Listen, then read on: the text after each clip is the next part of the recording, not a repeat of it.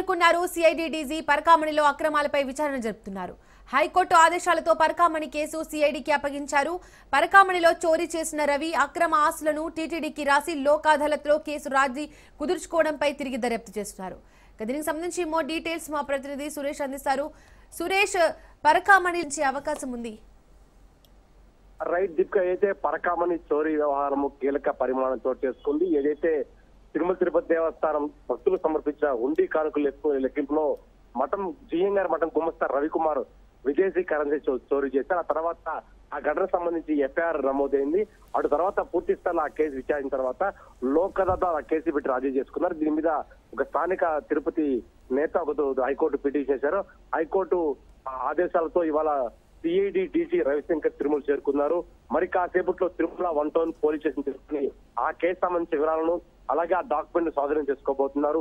ఆ గతంలో ఎవరు ఈ కేసు విచారించారు, ఆ తర్వాత ఎందుకు రాజీ చేసుకోవాల్సి వచ్చింది, ఇంత పెద్ద వ్యవహారంలో చోరీ ఘటన సోమవారి కానుకలు లెక్కించిన సమయంలో ఆ ఘటనకు సంబంధించి ఎందుకు రాజీ చేసుకోవాల్సి వచ్చింది, ఇంత పెద్ద కేసు సంబంధించి ఎందుకు నీరు గార్చారు అనే దానిపైన విచారించబోతున్నారు.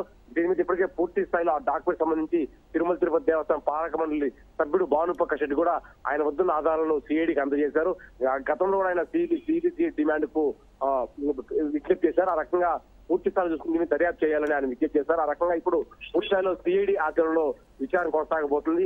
ఆ పూర్తిగా లోక్ అదాలత్లో ఉన్న కేసుని కూడా ఆ తర్వాత హైకోర్టు రద్దు చేసింది. ఆ తర్వాత ఈ కేసులో ఎవరెవరు ప్రమేయం ఉన్నారు, తిరుమల తిరుపతి దేవస్థానంలో ఏవిఎస్ ఫిర్యాదు మేరకు 1 టౌన్ పోలీసులు కేసు నమోదు చేశారు. అటు ఏవిఎస్ఓ ఇటు తిరుమల 1 టౌన్ పోలీసులు అలాగే అప్పటి ఎస్పీ పరమేశ్వర్ రెడ్డి పాత్రపై కూడా విచారించబోతున్నారు. దీపిక, సురేష్, ఈ పరకామణి చోరీకి సంబంధించి ఎలాంటి ప్రశ్నలపై విచారించే అవకాశం ఉంది?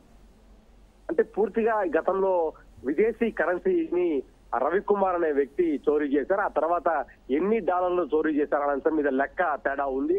దానికి సంబంధించిన సీసీటీవీ ఫుటేజ్ కూడా బయటకు వచ్చిన నేపథ్యము పూర్తి స్థాయిలో ఆ తర్వాత రాజీ చేసుకొని వెలుపల, ఎందుకంటే కోర్టుకు వెలుపల చాలా వరకు ఆస్తులు కూడా తిరుమల తిరుపతి దేవస్థానం దాతల రూపంలో ఇవ్వడము, ఆ రకంగా కొన్ని వ్యక్తిగతంగా రాసుకున్నారనే ఆరోపణల నేపథ్యంలో పూర్తి స్థాయి దీని మీద సిఐడి విచారించబోతుంది.